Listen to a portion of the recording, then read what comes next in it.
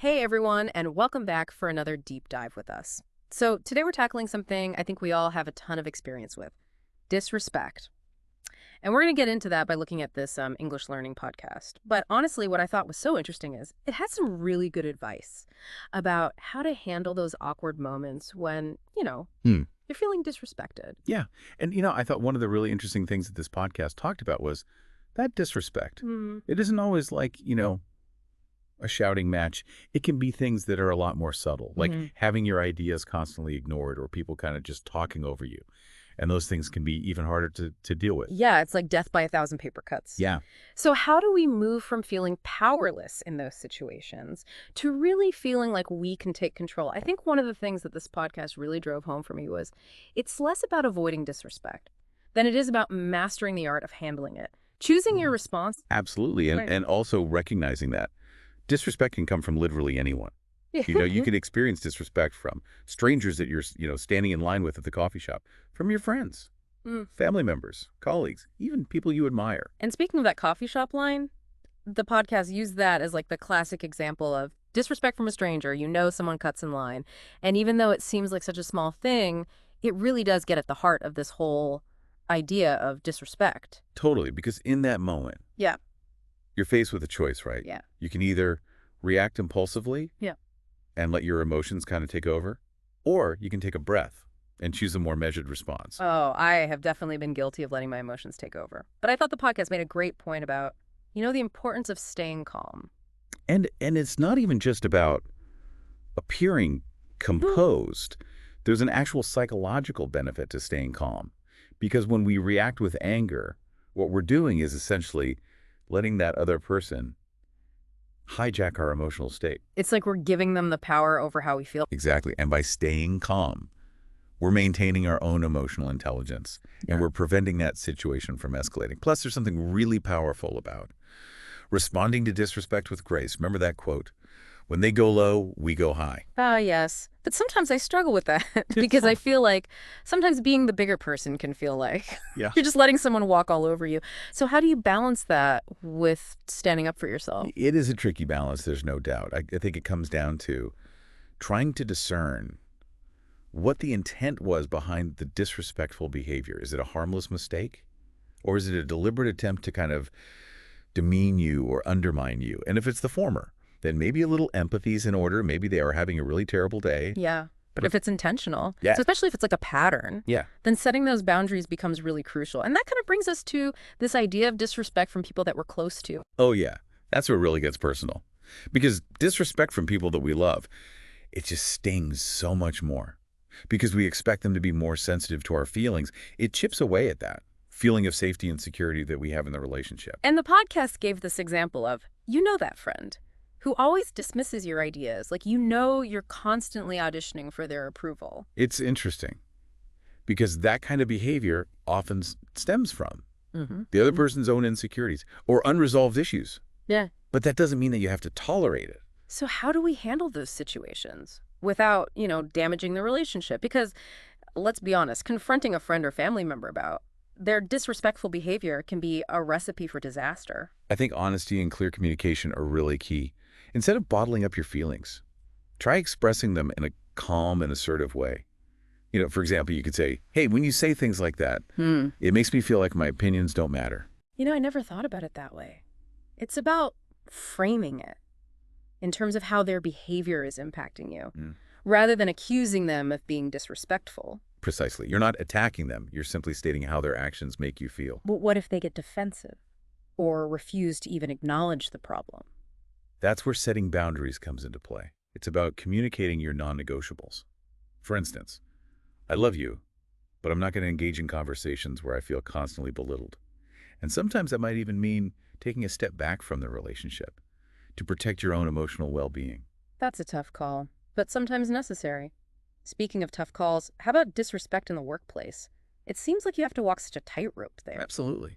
Navigating disrespect at work is a whole other ballgame. You still need to assert yourself, but you also need to be very mindful of professional decorum. The podcast actually gave the example of, you have a colleague, and they take credit for your idea in a meeting. Which has happened to me, and let me tell you, in the heat of the moment, it's really hard to stay composed.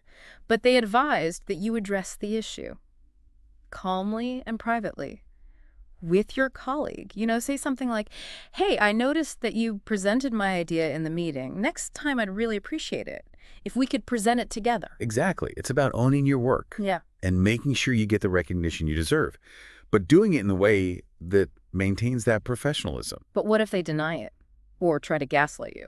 Well, in those cases, documentation is key. Keep a record of your work emails, anything that can substantiate your contributions. And if the behavior persists, you might need to involve HR or management. Okay, so we've talked about disrespect from strangers, loved ones, colleagues. Is there like a unifying thread here? Is there like a common strategy for handling any type of disrespect? There is, and it's something we touched on earlier. Staying calm. It sounds simple, but it's the foundation for everything else. Right.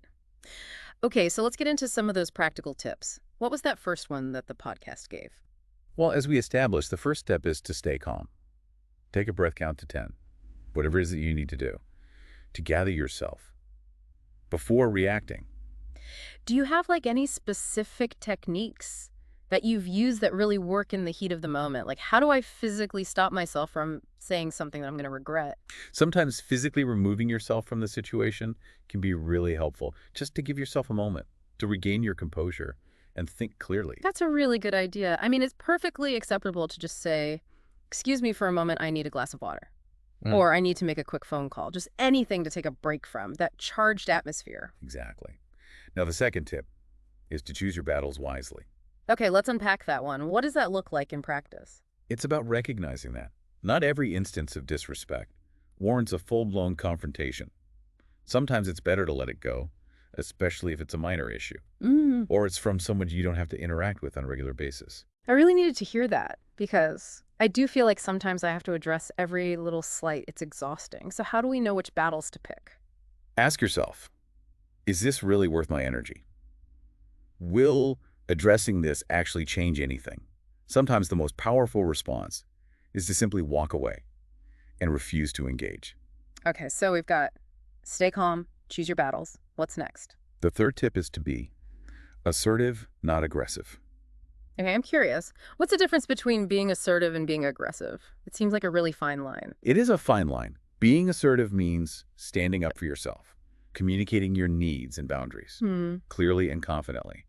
But it's done with respect for the other person. Aggression, on the other hand, is about attacking or dominating the other person. So assertiveness is about standing your ground without bulldozing the other person. Exactly. And a podcast gave a really useful phrase you can use. I felt disrespected when you said that. Can we talk about it? I love that. It's direct, but it's not confrontational. It opens a dialogue instead of shutting it down. Okay, what's the final tip? The last tip is perhaps the most challenging, but also the most rewarding. Lead by example. You mean show respect, even when we don't receive it. Precisely. Because ultimately, the best way to combat disrespect is to foster a culture of respect. And that starts with each of us. I get it. We can't control how others treat us, but we can control how we treat others. Exactly. Remember that quote. Yeah. Treat others with respect, not because they deserve it, but because you do. It's about embodying the change we want to see in the world. Wow. This has been really eye-opening. It feels like we've kind of peeled back the layers of this complex issue and found some real gems of wisdom. Absolutely. And we've only just begun to scratch the surface here. There's so much more to explore. Well, before we continue our deep dive into the nuances of disrespect, let's take a quick pause. We'll be right back with more insights and practical advice. Stay tuned. And we are back. I don't know about you, but I'm already feeling so much more equipped to deal with these disrespectful encounters. It's like we've really upgraded our mental toolkit. Yeah, totally. And, to add to that toolkit, this podcast that we're looking at, they actually brought in a vocabulary expert to break down some powerful words and phrases that can really help us navigate these situations. That's what I love about this deep dive. It's not just about the concepts, but it's giving you the actual language to put those concepts into action. Totally so. Let's dive into some of these vocabulary gems. One word that really stood out to me was dismissive. Like that feeling of being brushed aside as if your thoughts or feelings don't matter. Have you ever experienced that? Oh, absolutely. It's like this wall of indifference or a subtle eye roll, or a change in tone that just screams, like, I don't care what you have to say. And then we have the word assertive, which we've talked about a bit. Right. And the vocabulary expert really emphasized the importance of understanding what assertiveness means. It's about communicating your needs and boundaries clearly and confidently while respecting the other person. Right. It's like that sweet spot between being a pushover and a bulldozer. And it makes me think about the word escalate, which the expert also talked about. I think it's so easy to escalate a situation without even realizing we're doing it. It's like adding fuel to the fire. Yeah. We react impulsively, our emotions take over, and suddenly a minor disagreement turns into this huge blow-up. And that never ends well. So how do we avoid escalating those situations? It goes back to that first tip, stay calm. Take a deep breath, pause before responding, even physically removing yourself from the situation if you need to. All great strategies. The vocabulary expert also mentioned the word subtle. And I think that is so key when it comes to recognizing disrespect. Because like you said, sometimes it's not loud and in your face. It's those subtle digs, backhanded compliments, the dismissive tone, that can chip away at your self-esteem. It's like a slow poison. Totally. And sometimes it's so subtle that we end up questioning ourselves, like, are we overreacting? Are we being too sensitive? That's why it's so important to really tune into your intuition. If something feels off, it probably is. Trust your gut. I love that, trust your gut. Such a powerful reminder. Another word the expert discussed was empathy. And I will admit, it's hard to muster up empathy for someone who's being disrespectful. It's definitely a challenge. But the expert made a really good point. Empathy isn't about condoning the behavior. It's about trying to understand the motivation behind it. So even if someone is behaving badly, there might be something going on beneath the surface that's driving that behavior. Exactly. Maybe they're hurting, stressed out, dealing with their own insecurities. Now, that doesn't excuse their behavior, of course, Yeah. but it can help us respond with a little more compassion. Yeah. And that can be so powerful. Like, it doesn't mean that we're letting them off the hook, but it just means that we're choosing not to add fuel to the fire. Right.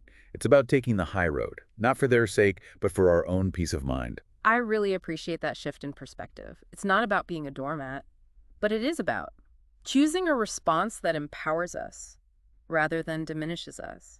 I couldn't have said it better myself. Now, a couple more words that I found really helpful.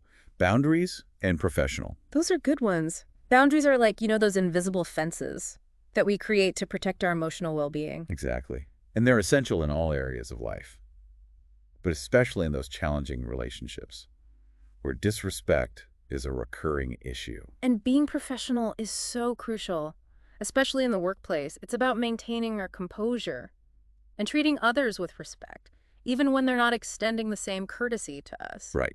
It's about rising above the fray and demonstrating our integrity.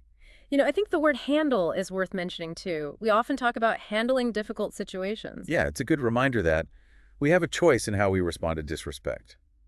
We can either react impulsively and let it control us, or we can choose a more thoughtful and empowering approach. I love that we have the power to choose our response. That is a very empowering concept. Absolutely. And the vocabulary expert actually wrapped up with a couple more insightful phrases. Golden meaning excellent or valuable, and game changer meaning something that significantly changes a situation. It's like they're giving us the keys to the kingdom. These words and phrases can be real golden nuggets of wisdom, and they have the potential to be real game changers in how we handle disrespect. I know who knew an English learning podcast could provide such unexpected but valuable insights into the complexities of human interaction. This deep dive has been a revelation. I feel like I'm seeing this whole concept of disrespect in a new light. I'm so glad to hear that. And we're not done yet. We still have more to uncover in our exploration of disrespect. That's right. We have more vocabulary to look at. And then I think we really need to tie all of these insights together and figure out how to apply them to our own lives. I'm excited to see where this conversation takes us. Stay with us as we continue our deep dive into the fascinating world of disrespect. All right, so we're back and ready to wrap up our deep dive into disrespect. It's been quite a journey. It really has. Yeah. We've explored so much, like the subtle ways that disrespect shows up, the impact it can have on us psychologically. We even got some practical tips for handling those really challenging situations. But now the real question is, what does this all mean for you? Right. How do we take all this knowledge Yeah. and actually use it to navigate the real world? Because let's face it, disrespect is kind of unavoidable. Yeah, that's the million-dollar question. And I think it starts with awareness. We have to be able to recognize disrespect when it's happening. Even those subtle forms, that can be so easy to miss. I'm realizing I've done that a lot. I've kind of brushed off the subtle digs and dismissive comments and told myself I was being too sensitive. But now I see them for what they are. They're like these little cracks in the foundation of respect. Exactly. And once we're aware of those cracks, we can start to use the tools we've gathered in this deep dive. You know, staying calm, setting boundaries, communicating assertively. Remember, it's a process. It's not a quick fix. I think what's really hitting home for me is we have more power than we think we do in these situations. I mean, we can't control how other people treat us, but we can control how we respond. That's such a powerful realization. It's about taking back our sense of agency. We're not helpless victims. We have choices. And it kind of leads me to this thought-provoking question that I've been grappling with. How can we actively create a culture of respect in our everyday interactions? Because it's one thing to, you know, react to disrespect. But what if we could prevent it in the first place? That's a fantastic question. It's like shifting from defense to offense. And I think it starts with being mindful of our own words and actions. Are we treating others with the same respect that we expect to receive? Are we setting a positive example for the people around us? I think those are some really great points to ponder. It's easy to get caught up in our own little worlds and forget that our actions have a ripple effect. Every interaction is an opportunity to either reinforce a culture of disrespect or to plant a seed of respect. And those seeds, over time, can blossom into something truly beautiful. It's about creating a world where everyone feels seen, heard, and valued. I love that vision. It's about moving beyond just tolerance to a genuine appreciation for each other's unique perspectives and experiences. Absolutely. It's about recognizing that. Respect isn't just a nice to have. It's essential. It's the foundation for healthy relationships, strong communities, and a thriving society. Yes, Deep Dive has been so much more than just a lesson on handling disrespect. It's been a journey of self-discovery, a reminder of our shared humanity, and I think an invitation to create a world where respect is the norm, not the exception. I couldn't have said it better myself. As we wrap up this deep dive, I encourage you to keep exploring these ideas, keep questioning, and keep striving to create a world where respect reigns supreme. Thanks for joining us on this incredible journey. We'll be back soon with another deep dive into a fascinating topic. Until then, stay curious and keep those minds engaged.